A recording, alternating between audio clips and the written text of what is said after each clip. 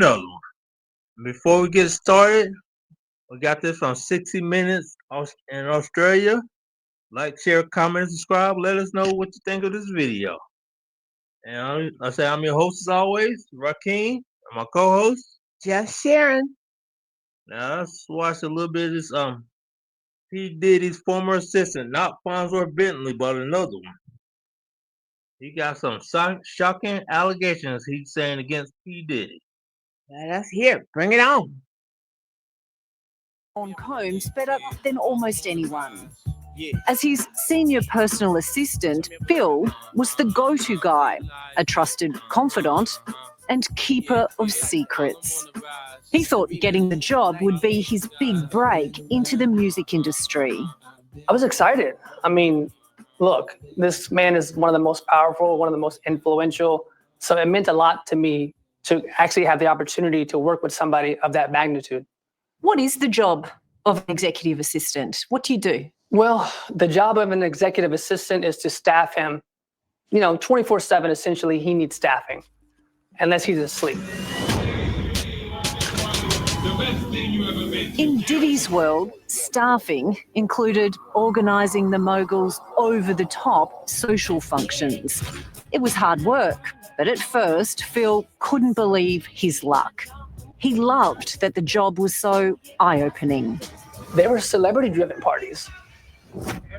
I happened to come in at a time where he was throwing his 50th birthday party, and they spent millions. I'll stop here. Anytime you're dealing with Diddy, you're dealing with the devil. Oh yeah, is that right? Yeah, Diddy the devil, Diddy the demon. Well, which is it, the demon or the devil? He's both. Can you be both? In Diddy's world, you can be both. Oh, wow. Now, you got to realize, these people with money got narcissistic personalities. Yeah. You They're can't, used to doing what they want to do. and you can't tell them nothing. No. We'll call this the Diddy Gate. Diddy Gate. Yep. I'll play some more. Of dollars building this outside structure in his backyard in Los Angeles. I couldn't believe, wow, I'm a part of this now. It was so, again, exquisite. It was just huge. But the gloss quickly wore off as his tasks became more sinister. Phil was not only ordered to source a constant supply of drugs for Diddy, he was then forced to carry them around the country. So we had a laundry list of items that needed to be with us at all times. We'd have always on call. Phil witnessed many things he now wishes he hadn't.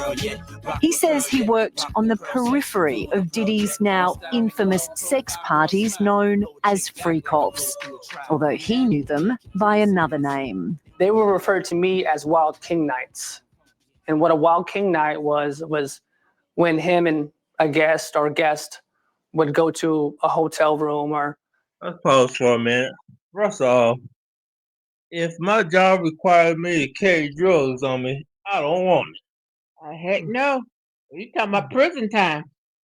Then you flying, going to other countries. You get locked up over there and never get out. Now you get caught in other countries, you spend 20 to 30 years in prison. I mean, ain't nobody that special and that great that I'll carry a bunch of drugs around for you. No way, Jose.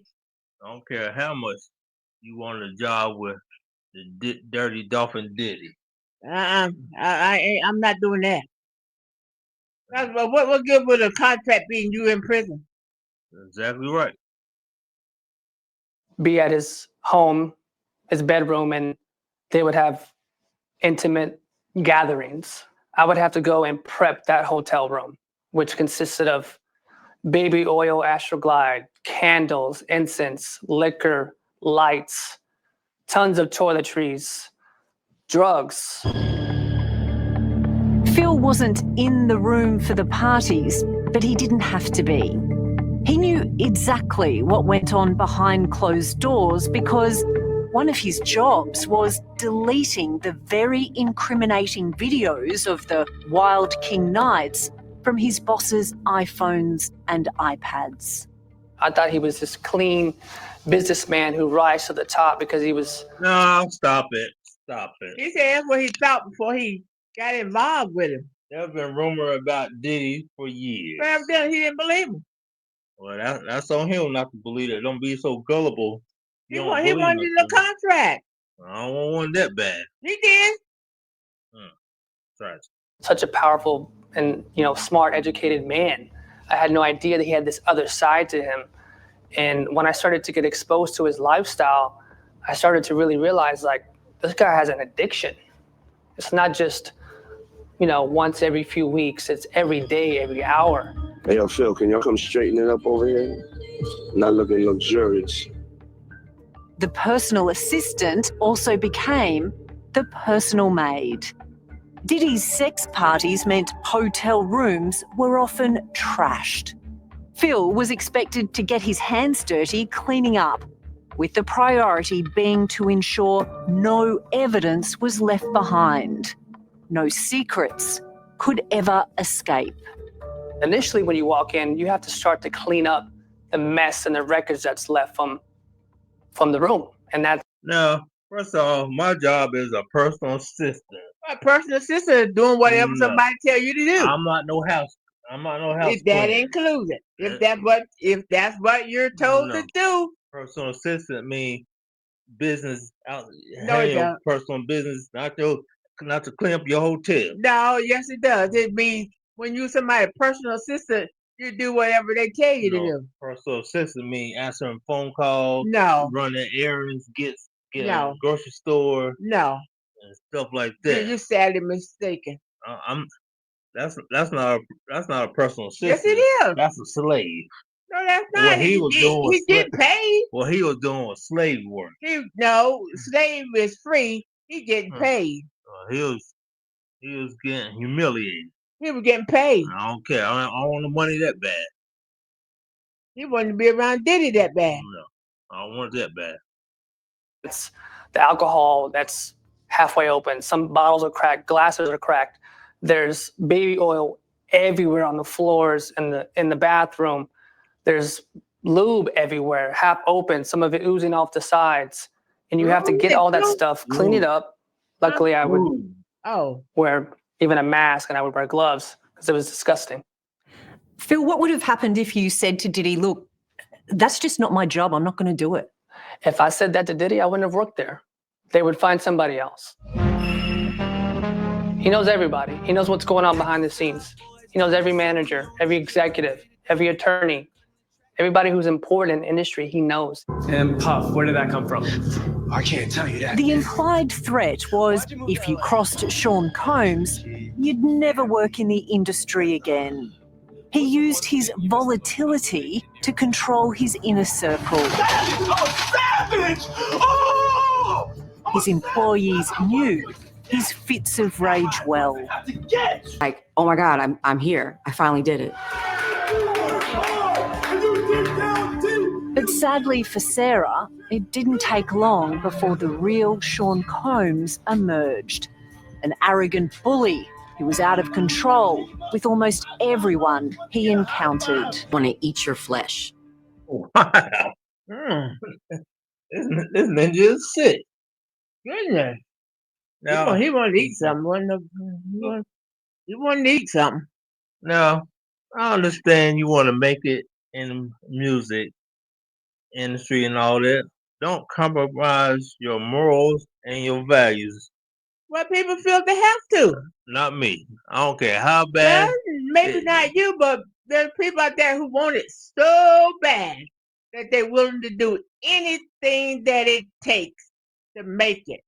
You gotta be able to see red flags and disassociate yourself with Ain't things. nobody looking for no red flag when you're trying to make it big. Maya did. She left her label. Well, that's one person. She didn't compromise her integrity. That's one person out of millions. I don't care how bad you want something. It's go shame you or humiliate you. I don't want it. Well, they figure when they get the big bucks, they get over it. Is that all right? Yeah. You know, he told one of them, you know, I can get a crackhead $20 to make him smack the out of you. So that's another reason why, like, how am I going to speak up? And that shaped me, my mind, to be like, oh, you ain't going to say nothing. Because if he can say stuff like that, what can he do for real? Coming up, the moment that changed Sarah's life forever. I didn't want to be alone with him, and that's the truth. Why was that? Because of what he did.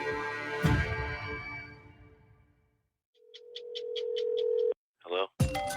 In the extraordinary effort to expose the extent of We'll get past this part.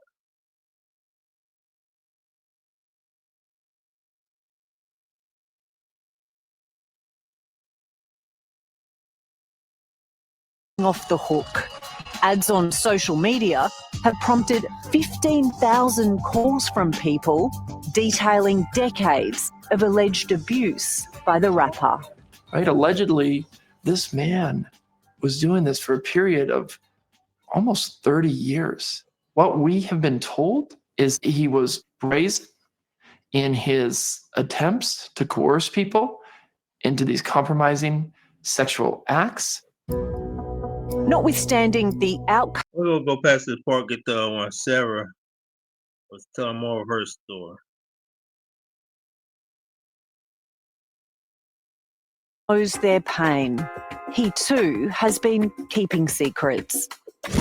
From 2019 to 2021, Diddy's former personal assistant helped organise and then covered up his boss's debauched lifestyle. Did Diddy constantly test your loyalty? Absolutely. Was there a moment that test for loyalty went too far?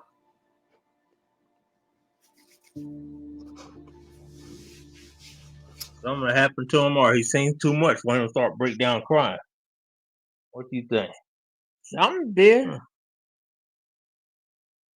Is he crying? Yeah. Sorry. It's an incident that will forever haunt Phil.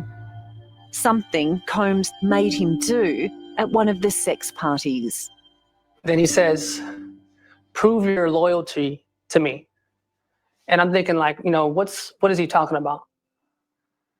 He grabs a condom, rubs his hands on my shoulders, and pushes me to a female guest that's on the couch. And I froze. I look at the girl, you know, and are you okay with this? And she's, yeah. So I perform for a little bit. And when I say a little bit, I mean just a little bit. He's lying. And as soon as I kind of know that he's not looking or he's not around and he's not in my peripheral, I quickly just pull up my pants and get out of there and run downstairs and take off. I felt powerless. I felt like I couldn't tell him no. First of all, these celebrities are not God. Well, everybody thinking Diddy was. You have the right to tell a man no and in your employment if things ain't working right. Yeah, but evidently he couldn't do it. That desire to be famous and Money and the lifestyle, it was too much for him to say no. Now, what's the old saying in the Bible says? What is it profit the man To gain the whole world and lose his soul. to lose his soul? And that's exactly what his assistant did. Yeah, it's a system. You see him sitting there crying. After all these years, he's still crying. Yeah, because he sold his soul. Yep. Like Terrence Howard said, once you sell your manhood, you can never get it back. And it's going to haunt you for the rest of your life. Yeah, that's what Terrence Howard said. Yep. That plays them more. Sarah Rivers also felt powerless when it came to having Sean Combs as a boss. She was one of the stars of his MTV reality show, Making the Band. Something happens when you touch me. but says she had to endure inhumane working conditions. On one frightening day, she remembers how the music mogul cornered her when she was by herself on set. And so when I went up to the studio, you know, the MTV cameras didn't follow me coming down the hallway, and he happened to see me on his security camera. And then he just bust out of the door. He cornered me. And then he asked me, with his arm up, he asked me, "How you doing?" I'm kind of like, wow, this is what the heck? Very uncomfortable. And then he rubbed his hand down my breast. He said, "If you need anything at all, you let me know." Well, see, with me, if I was a woman, I would have quit right then and there. You already been almost violated. Well, you was violated. Now, that should have been a flag to make your exit. Yeah, that wasn't enough. Let's play some more. Even though it was 2 decades ago, just thinking about Combs's creepy and unwelcome advance still causes Sarah distress. I didn't ask for that. I don't approve of that. I was intimidated. And then I ran out of the studio as fast as I could and left.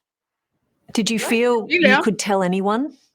I didn't think anybody would believe me, honestly. I didn't. But her rejection of Combs had even more consequences. After the MTV show ended, Sarah believes he had her blacklisted from the music industry, effectively killing her career. I can believe P. Diddy did something like that. Yeah, of course. Now, Clyde Davis, a long time ago, he said, "Don't never do no business dealing with P. Diddy." He said that? Yeah. He the one who turned him into a monster. Yeah, he did. Allegedly. We're going to say allegedly because we don't know for sure. I'm sorry. I'm just like really, I'm in this moment right now. This is crazy. Sorry. People don't really know how much what it does to you when something that you love is taken from you and thrown away like it don't even matter. And then they move on with their lives and you're stuck. You're stuck during those years. You're still stuck 21 years later. Sean Combs has pleaded not guilty to all charges against him and denies any wrongdoing. But lawyer Andrew Van Arsdale says the New York criminal trial is just the beginning of what will be a very long judicial process. We have hundreds of other lawsuits being prepared to be filed. I think if he's ultimately found guilty in the federal trial, we'll see a lot more people come forward. That's a good thing. I hope Diddy get everything he deserves. Yeah. He need to rot under the prison, not in it, under it. There's a special place in hell for Diddy. Yeah, unless he find Jesus while he's in prison. That's the only thing. You can repent, and all is forgiven. All is forgiven. All the dirty, rotten things you've done, forgiven. But the people you done dirty, they haven't forgot everything. No, and they never will. Well, everybody be glad it's not back in the old days. Jesus was just stoned. He was got On stoned. the Bible days, he would have been stoned. He would have been killed immediately. Now you're under grace. You can get away. Yep. Well, you will have to answer for what you done one way or another. Yeah, you have to answer for it, but you're forgiven, so you still have entry into the kingdom. That's very true. And wouldn't that be something you go to heaven that Diddy? Right. What? Yeah. A black greased dolphin. What? You made it in? If he made it, anybody can make it in. Well, anybody can make it in except Jesus. Yeah. I'll play a little bit more. If he could have his time over, Phil Pines probably never would have accepted the job as Diddy's assistant. The experience led him into a deep depression. It's only now his condition is starting to improve. But he's determined to do what he can to let other survivors of abuse know they're not alone. Support is always available. I'm getting out there and telling my story, telling my truth. There's power in it. This is like a whole huge therapy session for me because I've become so much stronger.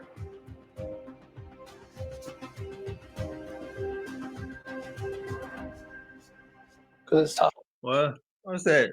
Anybody this has been done to, get yourself some professional help.